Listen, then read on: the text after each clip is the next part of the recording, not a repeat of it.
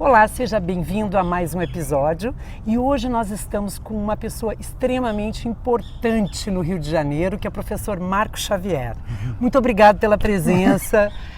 O professor Marco Xavier é professor de meditação, especialista em neurociência e vai compartilhar um pouquinho comigo, sobre todos os benefícios que a neurociência está trazendo para a gente conhecer um pouco mais esse assunto de meditação, o quanto o nosso cérebro consegue se modelar para que a gente possa ter uma vida com mais bem-estar e mais qualidade. E no capítulo anterior eu conversei com o Dr. Carlos Stipe, né, que é médico cardiologista, que também trouxe esse assunto da importância da gente cuidar da saúde mental para poder também ter mais saúde física. E hoje a gente vai saber um pouquinho sobre o que a neurociência tem para nos contar com a meditação, que a gente ouve falar com tanta frequência, né, tanta gente aprendendo a meditar. Como é que funciona isso para nos trazer mais qualidade de vida? O que a neurociência descobriu cientificamente, que a gente sabe que a meditação já é milenar, né? Então, como é que a gente traz hoje para o mundo contemporâneo esse assunto que é tão antigo? Pois é. Não, Denise, eu acho que a neurociência ela está trazendo um linguajar que é acessível para todo mundo, né? Todo mundo sabe que a meditação é muito antiga e com benefícios já comprovados por N situações. Só que a neurociência conseguiu colocar isso dentro de um patamar fora da religiosidade, fora da espiritualidade, porque isso passava a ser um entrave para todas as pessoas que buscavam a meditação. É verdade, muita gente ainda tem preconceito com ainda isso, tem né? preconceito. E na medida em que a ciência começa a estudar a qualidade de vida, e a gente estava até comentando de que no passado toda a medicina, toda a ciência era focada em estudar a doença. Verdade. A doença e a cura da doença. Num determinado momento, até com o advento dos exames por imagem, né, as tomografias, as ressonâncias, com contraste, etc., a ciência passou a observar os comportamentos de qualidade de vida. Então, lá no passado, pegaram uns monges que tinham controle sobre a sua mente, meditadores com muita experiência, e começaram a colocar nos equipamentos, começaram a medir. Para entender como é que funcionava isso. Que áreas do cérebro estavam sendo afetadas, estimuladas ou deixando de ser estimuladas. E a partir daí começou toda uma pesquisa para compreender o que é essa sensação de homeostase, que é basicamente a hora que nós paramos de atrapalhar o nosso corpo. Perfeito. E aí começou a se constatar de que à medida em que a gente começa a ter menos estímulos exteriores, que alguns chamam de resposta ao relaxamento, e tem N termos técnicos para isso, a gente começa a controlar e a reduzir a vibração das nossas ondas cerebrais, né? E aí vem todo um estudo das ondas gama, das ondas beta, alfa, né? Antigamente se falava que a pessoa entrou em alfa. Verdade. E era sinônimo de a pessoa ficar assim. E hoje se percebe que na medida em que a gente diminui com as práticas de concentração, seja a meditação, seja qualquer outra, né? Que tem várias práticas contemplativas, que você consegue reduzir um pouco essa vibração né? do seu corpo e da sua mente. Na hora que isso acontece, o corpo busca o equilíbrio. E na hora que ele busca o equilíbrio, existe o equilíbrio elétrico, energético, eletromagnético e também do disparo dos nossos hormônios, né? Hormônios e neurotransmissores, que são muitos, são os do bem e são os do mal, que são basicamente acionados na resposta ao estresse. Então, quando a gente tem alguma coisa exterior que passa a ser um desafio para nós, nós temos lá um cérebro que ele, desde os primórdios das cavernas, né, é uma resposta ao estresse. A gente dispara adrenalina, nosso coração bate, nossa pele se arrepia. Tudo isso para quê? Para a gente correr, para a gente fugir, para a gente lutar. E isso, eu sempre falo, o estresse em si não é o problema. O problema é não conseguir voltar do estresse depois. É como se a gente sabe que a gente vai sair do trilho, né? Mas a gente tem que saber voltar ao trilho para ter o controle, para que isso não afete fisicamente. A preservação da vida é natural, é Claro. básica. Você não vai andar numa cidade violenta ou vai atravessar uma rua em alfa. Claro, né? claro. Você vai ser atropelado. Com certeza. Mas o problema é que quando os neurotransmissores, os hormônios, eles são disparados, eles gravam na nossa memória, gravam no nosso sistema, tipo, é como se a gente estivesse projetando um pior cenário. Aconteceu um trauma com a gente grava isso e fica na expectativa daquilo não acontecer de novo. Essa resposta é que nos mantém em estado de estresse. Então, uma pessoa que tem uma situação de violência, por exemplo, ela tem, é como se focasse aquela cena e com o disparo dos hormônios, aquilo fica sendo repetido, porque você fica com medo daquilo acontecer novamente. Eu tava me aprofundando um pouquinho nesse assunto e eu li alguma coisa que falava sobre o viés negativo que o nosso cérebro tem, né? Porque ele tende a guardar mais as emoções negativas, né? Por uma questão de sobrevivência, não é isso? É a questão da sobrevivência. Então, também nós temos que dar o crédito de que a espécie humana sobreviveu, Claro. né? A longevidade está aí. Então, de alguma forma, esse sistema de defesa, ele funciona. Funcionou Perfeito. ao longo da história. Só que na medida em que o estresse, nós estamos numa época de muita cobrança, de muita demanda, a gente fica em estado de emergência o tempo todo. E aí o corpo grita. Né? Nenhum corpo foi feito para estar em estado de emergência o tempo todo. É verdade. Então, mais do que... Cortisol vai lá nas alturas, né? Mais do que se preservar contra as situações de estresse, dado que o estresse está aí, os desafios estão aí, hoje é muito necessário a gente treinar o corpo e a mente para lidar com situações de estresse. Então, a gente lida com elas e consegue trazer o corpo novamente para o equilíbrio, de forma com que ele busque essa homeostase novamente, a saúde volte, porque tudo isso está ligado à produção de proteínas, à expressão genética, inclusive. Perfeito. Então, quando a gente consegue fazer esse movimento de exposição ao estresse, mas consegue trazer de volta, o estresse não é nocivo. Nós conseguimos lidar com isso. Eu imagino, professor Marco, que em decorrência desse quadro que você está compartilhando com a gente, é que tantas empresas estão vivendo um momento de doença, né? As empresas estão doentes, né? A gente vê o quadro muito frequente de burnout, porque burnout ele é uma consequência, o Dr. Carlos Stipe tinha comentado sobre isso também no capítulo anterior, que ele é uma consequência do esgotamento físico, mental e que quando você não consegue, você está com um desafio alto, mas você não tem muitas vezes habilidade suficiente para lidar com esse desafio, você pode ter uma crise de ansiedade generalizada e dentro das empresas isso é com muita frequência que a gente vê, né? Muito comum. Então, é por isso que, de repente, as empresas estão buscando caminhos alternativos para trazer esse bem-estar. É uma preocupação muito relevante, porque isso tem uma tendência de piora muito grande. Porque o que acontece? Quando você tem um disparo hormonal, que é essa luta pela sobrevivência, mesmo sem estar precisando disso, o que acontece é que isso tem energia. Então, algumas pessoas, é igual o cigarro, é igual um gole de café. A pessoa acaba ficando viciada naquela emoção, porque aquilo, de uma certa forma, algumas pessoas acham que o estresse é necessário, algumas pessoas acham que até a raiva é necessária, e isso não é verdade. Mas o fato é que esse disparo hormonal, ele dá um up, e aí a pessoa entra como se o estresse e os disparos hormonais fossem necessários para movimentar a vida dela, e aí entramos num ciclo muito perigoso que eu acho que as empresas estão vivendo.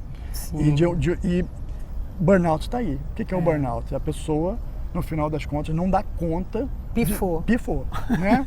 E o cérebro não aguenta, né? O cérebro não aguenta. Pois é, e falando nessa parte, né, da neurociência, eu achei um artigo muito interessante, onde dizia que há mais ou menos uns 25 anos atrás, fizeram um teste com alguns executivos, né, dentro de algumas organizações, onde mapearam através da ressonância magnética funcional, né, mapearam o cérebro desses executivos para que eles apenas pensassem nos chefes que não eram saudáveis, vamos dizer assim, que eram chefes que tinham um estilo de gestão de rigidez, de conflitos, né? Que traziam, vamos dizer assim, que era uma gestão nociva, né? Então, a conclusão que eles chegaram, o resultado dessa ressonância magnética foi impressionante, porque eles perceberam que no cérebro desses executivos ativavam áreas relacionadas à dor. Quer dizer, eu fico pensando, se apenas ao pensar num chefe nocivo você já ativa uma área do cérebro, a dor, imagina conviver isso no dia a dia. Então, realmente as empresas acabam ficando doentes, porque se tem pessoas que têm gestão rígida, né, de conflitos, isso só atrapalha as equipes ao invés de trazer um engajamento, uma conexão, né?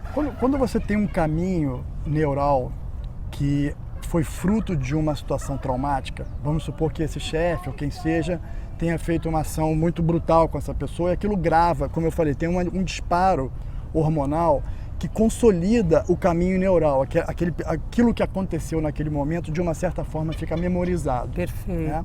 O pior não é quando convive com o chefe tantas vezes, é que esse chefe vai estar no seu dia a dia, todo dia, mesmo quando ele não está presente. Verdade. Então, isso é o estresse, porque você está de frente para esse chefe ou para essa pessoa, tudo bem, você acionou esse mecanismo.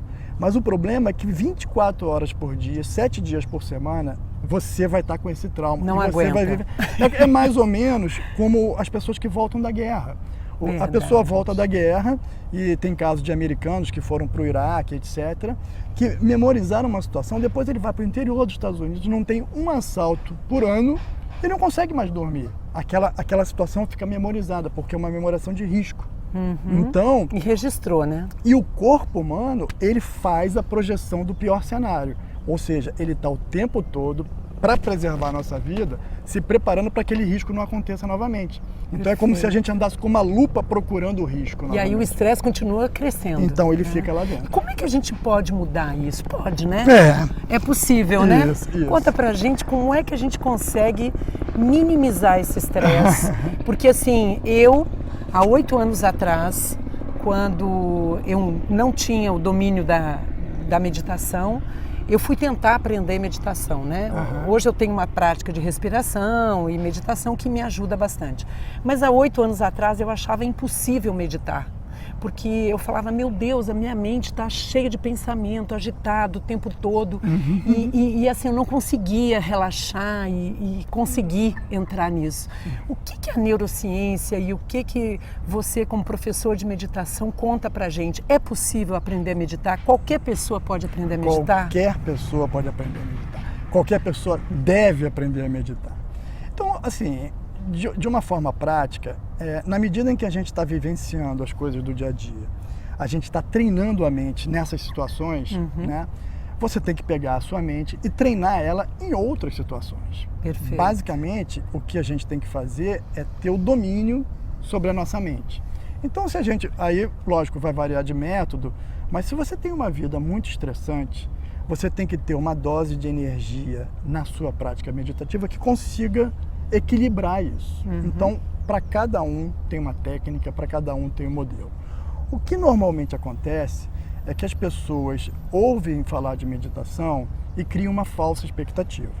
Então, acham que vão passaram 30, 40 anos da vida treinando no estresse, né? Na ignorância de não entender como domesticar a sua mente. E aí quer, na primeira meditação, no primeiro encontro, ter uma situação super confortante. Transcendência. Não é verdade, isso não vai acontecer. Eu sempre comparo com os treinos de corrida. Qualquer pessoa pode correr uma maratona, mas ela não vai chegar no primeiro dia e correr uma maratona. Então, a meditação é a mesma coisa. Se você tiver um bom método e você tiver um bom treino, você, aos poucos, vai conseguir fazer melhoras graduais no seu estado mental. E à medida em que essas pequenas melhoras graduais aconteçam, você se estimula a treinar e correr a tal maratona de chegar num estado mais profundo de meditação. Então, eu acho que esse é o grande entrave que as pessoas enfrentam, porque não compreendem que tem que planejar, tem que treinar, tem que ter um bom método e praticar. Não adianta se matricular na academia e não ir. Né? Agora, isso tudo, Denise, variando, assim, as pessoas entendem que é esvaziar a mente, que também não é o caso. Né? Os pensamentos continuam andando lá, né? Nós temos hoje, nesse momento, a gente está pensando aqui, a gente nem se dá conta de quanta coisa o nosso cérebro, nossa mente está aqui alerta. Então, quando as pessoas têm 100 coisas na mente e elas param para meditar, isso cai para 10, para 20, elas têm a impressão de que não estão meditando, mas elas já diminuíram muito a interferência da mente dela com o meio ambiente. E isso já vai dar algum resultado. Na medida que a pessoa vai treinando, ela vai conduzindo essa concentração provavelmente para um ponto. Eu sempre falo que meditação é concentrar em um ponto. Esse ponto varia de acordo com os métodos, mas quando a pessoa conseguir controlar em um ponto, todo o movimento cerebral dela vai ser reduzido.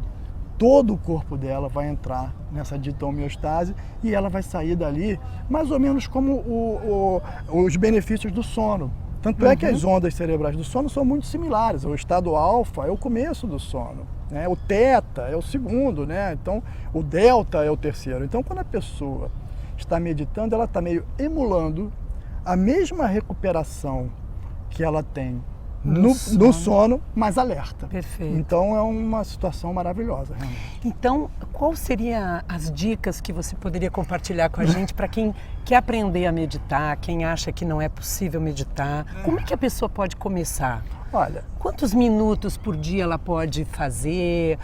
Faz com frequência? Não faz? Tem alguma dica, assim, facinha? A dica facinha é a pessoa sentar e tentar realmente abstrair dos pensamentos, parar de pensar no passado e no futuro, né? Pensa naquele momento, nas sensações daquele momento. Se você está sentado no sofá, sente o sofá. Se você está sentado na cadeira, sente a cadeira, sente a temperatura, sente as coisas que estão acontecendo ali. Trazer a consciência para aquele momento. Para o momento. Respiração. E aí a né? respiração, porque a respiração vai estar te acompanhando e ali você começa a prestar atenção na respiração. Faça isso por 1 minuto, por 2 minutos, sem criar expectativa. Perfeito. Quando isso, ao longo do tempo, estica um pouquinho o tempo, vai mais 1 minuto, vai mais 2, e se houver algum benefício, 0,1% de mais calma, a pessoa vai perceber que funciona.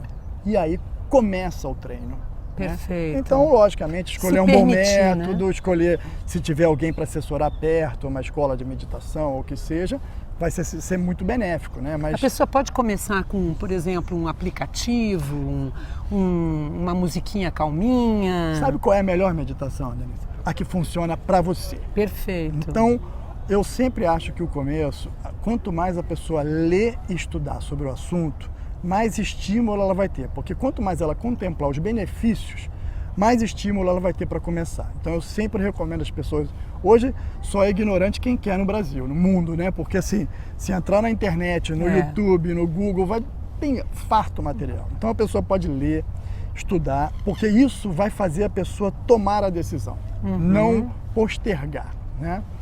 E aí, a partir do momento que começar, tenta um aplicativo gratuito, tenta um aplicativo de outro jeito, vai numa escola, vai numa aula, faz sozinho, que num dado momento, quando começar a perceber o benefício, algum caminho vai se apresentar. Com certeza. Não, e é muito interessante, porque eu vejo assim que dentro das empresas, tem várias empresas que já estão investindo nisso, né? Em fazer práticas de meditação, buscar, como o Dr. Carlos comentou, exercícios Tai Chi Chuan, yoga, ter alguns momentos específicos para trazer essa consciência do momento presente, né? Que eu acho que isso a gente às vezes medita e não se dá conta. Não se dá conta. Né? Porque a gente hoje está gravando ao céu aberto, por isso alguns sons externos, mas é muito legal. Um lugar como esse, na Lagoa Rodrigo de Freitas, no Rio de Janeiro, é um belo lugar para meditar, né? Porque apesar de ter esses ruídos externos, mas é a forma de você contemplar, você fica contemplando a natureza e você gradativamente vai trazendo à mente um estado muito mais calmo, né? Uma dica que a gente dá também é o seguinte, esse ciclo de síntese de proteína, de consolidar novas redes neurais quando você aprende alguma coisa, normalmente é um ciclo de 90 a 120 minutos. Então, tanto é que a gente já falou, o Google, essas empresas, elas têm um método de botar a pessoa em concentração de trabalho durante 1, 2 horas e depois levar a pessoa para uma prática totalmente fora daquilo que era o trabalho. Por quê? É exatamente o efeito da meditação. Você consolida a memória. Gente, né? Isso é muito legal. E quando você para, como eu falei, o corpo para de atrapalhar a mente, né? Então você leva ela para outro lugar. Então, uma prática de 2 em 2 horas, curta, que seja só uma prática respiratória, ela é de grande benefício. Quer dizer, o profissional, eu estou entendendo o seguinte, que dentro das organizações, se as pessoas conseguirem fazer isso, imagina o quão produtivo as pessoas não passam a ser. O que é uma empresa senão um conjunto de mentes? É verdade. E o que é a mente senão o nosso cérebro em funcionamento, em bom funcionamento? Os resultados são muito significativos. Quanto tempo as pessoas perdem com coisas que não são produtivas por falta de concentração, né? Quanto afastamento de funcionário existe hoje por estresse, por burnout, por tudo isso. Então, eu acho que vai ser uma questão de sobrevivência para as empresas. É verdade. E até de custo, porque se você tem uma produtividade maior, pode ser até que você não precise de tantos funcionários para produzir a mesma coisa, né? Você pode ter um grupo criativo com 10 em vez de com 20 pessoas, se eles estiverem num estado bom de mente, né, produtivo. Perfeito. Então, assim, as empresas não tem muita lucrar saída. muito. Não tem né? muita saída. É um investimento no capital humano que é básico, fundamental para que o resultado aconteça de forma diferente. E eu entendo que no momento que os colaboradores das empresas perceberem que a empresa está investindo nisso, eles passam a ter mais engajamento, eles passam a estar mais conectados, né? Eles passam a ter mais comprometimento com a organização, naquilo que se propõe a fazer.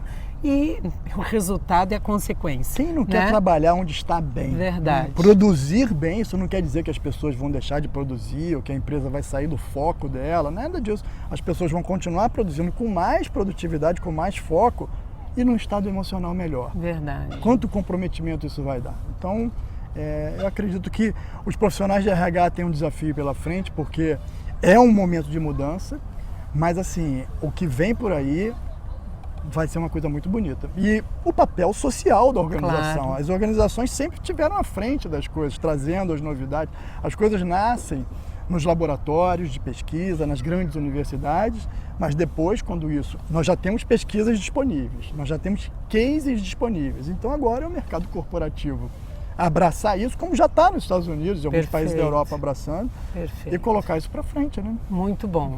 Muito obrigada pela sua participação, obrigada por ter compartilhado com a gente aí. E hoje nós vamos encerrar o programa de uma forma diferente. Nós vamos encerrar o programa inspirando, expirando e meditando. Vamos lá? Vamos lá! Então, obrigada, até a semana que vem. Tchau, tchau.